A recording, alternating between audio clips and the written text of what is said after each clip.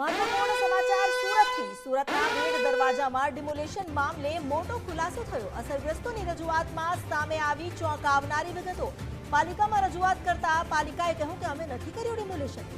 નાસિરનગરમાં અમે કોઈ ડિમોલેશન નથી કરાવ્યું તેવું અધિકારીઓએ જણાવ્યું। પાલિકા અધિકારીનો જવાબ સાંભળીને સ્થાનિકો પણ ચોંકી ઉઠ્યા। ડિમોલેશનમાં અમારા કોઈ માણસો હતા નહીં તેવું પાલિકાના અધિકારીએ કહ્યું છે। પરંતુ હવે સવાલ એ છે કે જો ડિમોલેશન પાલિકાએ નથી કર્યું તો કોણે કર્યું? ડિમોલેશન સમયે ખાખી વર્દીમાં પોલીસ પણ તૈનાત હતી તેવું સ્થાનિકોએ કહ્યું છે। ખાખી વર્દીધારી અને વાદળી શર્ટવાળા અધિકારીઓ આવ્યા હતા તેવું સ્થાનિકોએ જણાવ્યું છે। કોંગ્રેસના અગ્રણીઓ અને અસરગ્રસ્ત હવે પોલીસ કમિશનરને આ અંગે રજૂઆત કરશે। જ્યાં ડિમોલેશન કરવામાં આવ્યું ત્યાં બિલ્ડરનો નિર્માણાધીન પ્રોજેક્ટ પણ છે। રસ્તો 40 ફૂટ પહોળો કરવાના નામે ડિમોલેશન કરવામાં આવ્યું હતું। પોલીસ અને પાલિકાની કામગીરી સામે હવે સવાલ ઉઠી રહ્યા છે।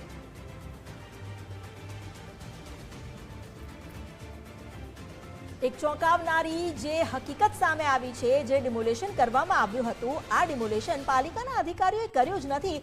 અધિકારીઓએ ખુદ આ સ્પષ્ટતા કરી છે। હવે સવાલ એ થઈ રહ્યો છે કે જો પાલિકાના અધિકારીઓએ જેસીબી નથી ફેરવ્યું, બુલડોઝર નથી ફેરવ્યું તો પછી અહીં ડિમોલેશન કોણે કર્યું? અમારી સાથે જોડાયા છે સંવાદદાતા રાકેશ બ્રહ્મભટ્ટ। રાકેશ, ખૂબ જ ગંભીર વાત છે। પાલિકાના અધિકારીઓ કહી રહ્યા છે કે તેમના તરફથી ડિમોલેશન નથી કરવામાં આવ્યું, તો આખરે અહીં આ સ્થાનિકો જે જણાવી રહ્યા છે કોણ ડિમોલેશન કરી ગયું?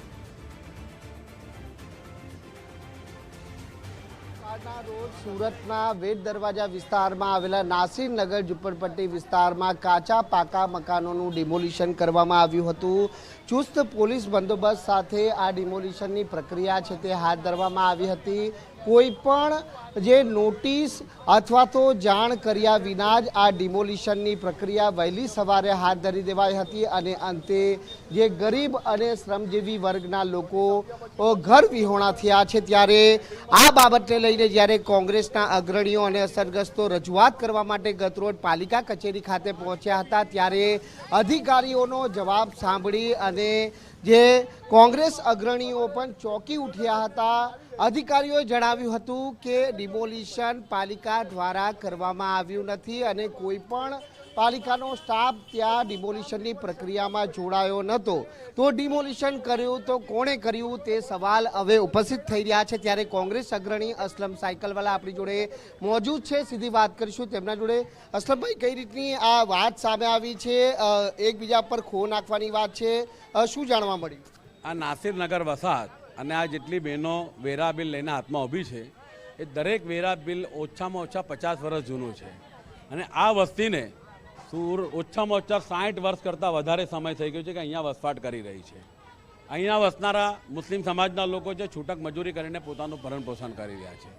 જ્યારે ડિમોલિશન થયું શનિવારના રોજ 30 તારીખના રોજ અને 1 તારીખે એટલે સુરત શહેર કોંગ્રેસના પ્રમુખ શ્રી વિપુલભાઈ ઉધનાવાલા, અમારા કોર્પોરેટર અરશદભાઈ જરીવાલા, હું અને સ્થાનિકો સાથે અમે રજૂઆત કરવા પ્રથમ એડિશનલ સિટી ઇન્જિનિયર મહેશ ચાવડાજી અને કાર્યપાલક સેન્ટ્રલ ઝોનના જે ઝોનલ અધિકારી છે જયંત જીવન રામજીવાલાને મળ્યા અને એમને અમે રજૂઆત કરી કે ભાઈ સુરત મહાનગરપાલિકા આજ દિન સુધી હજારો મકાન જે વિકાસના કામે નડતરરૂપ થતા હતા, નદીના કિનારે હોય કે ખાડી કિનારે હોય કે રોડ રસ્તા પર આવતા કે ડીપીના પ્લોટો પર આવતા, એને વૈકલ્પિક આવાસોની ફાળવણી કરેલ છે। કોઈને પણ સાથે અન્યાય કર્યું નથી અને કોંગ્રેસ પાર્ટી હંમેશા સકારાત્મક ભૂમિકા એમાં ભજવી છે। તો તમે તાત્કાલિક અસરથી આ લોકોને વૈકલ્પિક આવાસ આપો। ત્યારે અમને બધાને ઉપસ્થિતોને આશ્ચર્ય થયું કે અમને જવાબ આપ્યો ખૂબ જવાબદારીપૂર્વક કે આ ડિમોલિશન સુરત મહાનગરપાલિકાએ કર્યું જ નથી। જ્યારે 2 દિવસ સતત સુરત મહાનગરપાલિકાના સેન્ટ્રલ ઝોનના ડેપ્યુટી ઇજનેર, આસિસ્ટન્ટ ઇજનેર, જુનિયર ઇજનેર, ટેકનિકલ સ્ટાફ, સુપરવાઇઝરો અને બીજા મહિલા કર્મચારીઓ અહીંયા હાજર હતા। દરેક ઘરોમાંથી સામાન કાઢવાનો એમને પ્રયાસ હતો, દરેક ઘરોને બતાવીને એમને ડિમોલિશન કર્યા। તો જ્યારે આવી રીતે અધિકારીઓ નફ્ફટાઈપૂર્વક જવાબ આપ્યો એનો મતલબ આ થયો કે અધિકારીઓની મુસ્લિમ વિરોધી માનસિકતા છતી થઈ છે, કરોડો રૂપિયાનું ભ્રષ્ટાચાર કર્યું છે અને પોલીસ વિભાગે પણ એમાં કરોડો રૂપિયામાં આળોટીને બિલ્ડરના હિતમાં આજે મુસ્લિમ પરિવારોને ઘર વિહોણા કરી દીધા છે। એક તરફ મોદી સાહેબ એમ કહે છે કે સબકા સાથ સબકા વિકાસ, પરંતુ આ દ્રશ્ય જોઈને સ્પષ્ટપણે હું દાવા તે કહી શકું કે સબકા સાથ સબકા વિકાસ નહીં, સબકા સાથ ને સિર્ફ મુસ્લિમો કા વિનાશ, આ નીતિયા કામ થઈ। ભાઈ, હવે શું કાર્યવાહી રહેશે? કારણ કે કોર્પોરેશન કહી રહ્યું છે તેમણે આ દ્વારા ડિમોલિશન નથી કરાયું। જો કોર્પોરેશન કહેતી હોય કે અમે ડિમોલિશન નથી કર્યું ને કોઈ ખાનગી વ્યક્તિ પણ કર્યો તો એને કાયદેની કઈ પ્રોસિજરનો અમલવારી કરી છે।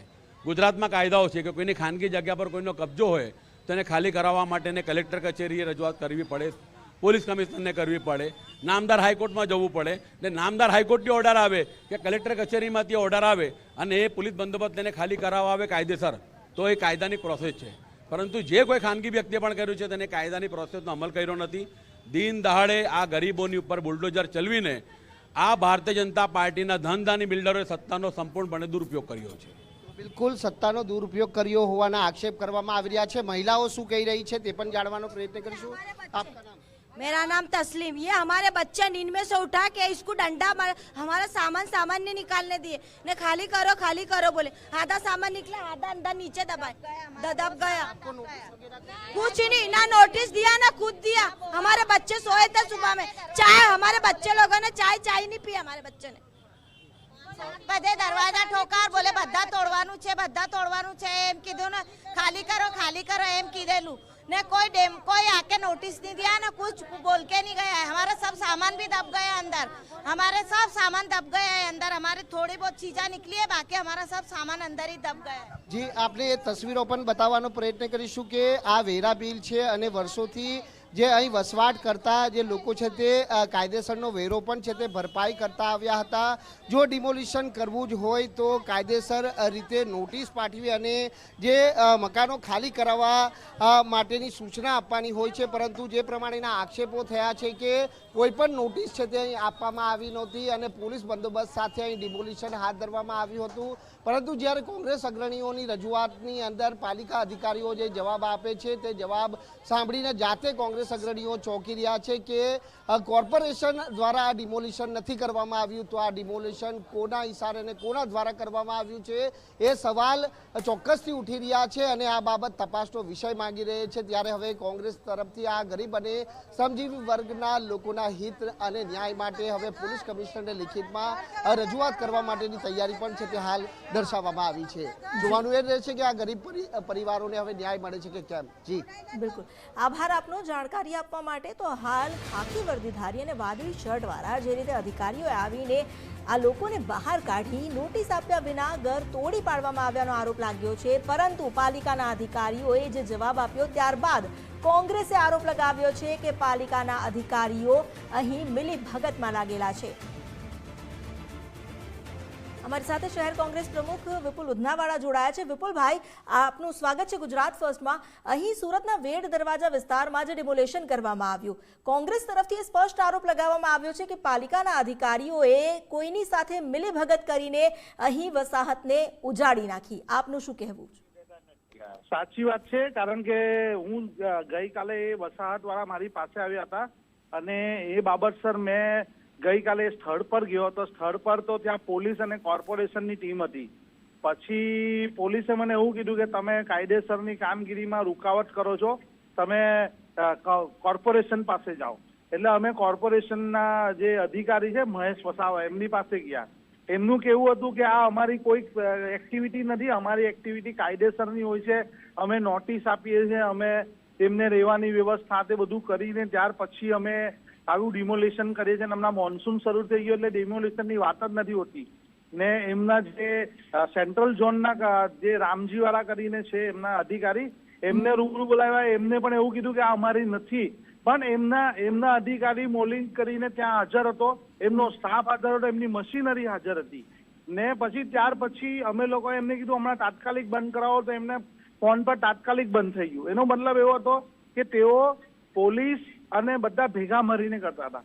પછી પોલીસે અપઘાત કર્યો. હું પોલીસ ઓફિસમાં ગયો ઇન્સ્પેક્ટરની ચોક બજાર, તો ત્યાં એમને કેવું હતું કે અમને કોર્પોરેશન અમારી પાસે બંદોબસ્ત માંગ્યો. તો મેં અમને એવું કીધું કે મને લેટર આપો, કોર્પોરેશને તમને બંદોબસ્ત માંગ્યો હોય તો કાયદેસરનો તમે બંદોબસ્ત આપ્યો હોય તો એવું કહે કે ના મારી પાસે મૌખિક છે, એવું કઈ છે નથી મારી પાસે, તમે આવતીકાલે આવો આપું. એટલે આખું ષડયંત્ર ને આખું આ જે એક સોપારી ટાઈપ જે દાઉદ ઇબ્રાહિમ બી નહીં કરી શકે, શકીલ બી નહીં કરી શકે એવું આ સરકારી તંત્રથી બનેલું આખું આ સોપારી 200 ઘર 200 ગરીબોને ઉજાડી દેવાનો, માનવ અધિકારનું હનન કરવાનું આ કૃત્ય છે.